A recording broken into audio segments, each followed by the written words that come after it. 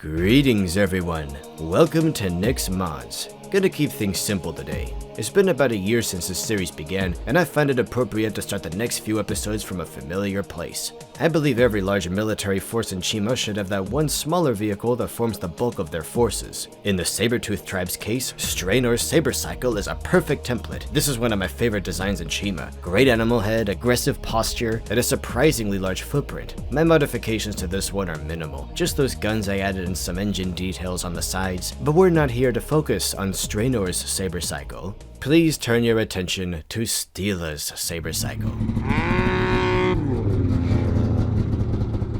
Steela is such a cool minifig, and she barely gets anything. Even her weapon looks more fit for a mammoth than a saber-tooth. At first I seeded her in that big tank thing that came with a phoenix temple, but I didn't think of suited her. I ended up giving it to this guy. Then I tried that mini bike Sir Fangar's walker gives birth to. No way am I making a sound effect for that. And I didn't think that worked for her either. This was the Goldilocks zone, and I actually think it suits her better than it does Strainor. The gray is just pretty to me. If there were indeed a bunch of these, it makes sense there'd be some color variation, that each driver could paint it their own color, while staying within that broader Ice Hunter palette. Yes, I parted out this whole build on Bricklink, even the bits I added, and swapped the dark tan pieces for light bluish gray. The only real hurdle was the stickers. The US version is completely opaque to match Strainor. I was able to find a couple US-based Bricklink stores carrying the clear-backed international version, but they kept sending me the US version by mistake, so this took a few tries. At the time of recording this, there are still a few alternate stickers left on Bricklink, so you can make your own Saber Cycle any color you want. You can make it sand blue, or dark gray, or white.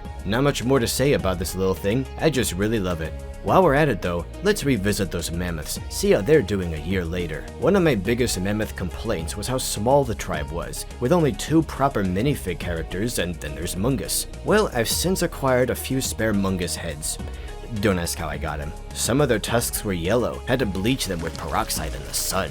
I put them on a few spare Strainor bodies, swapped the white saber-tooth hands for mammoth reddish brown ones, and look babe, new mammoth just dropped. I think I'll call him Mirg. Just like that, my mammoth minifig population is 50% more diverse.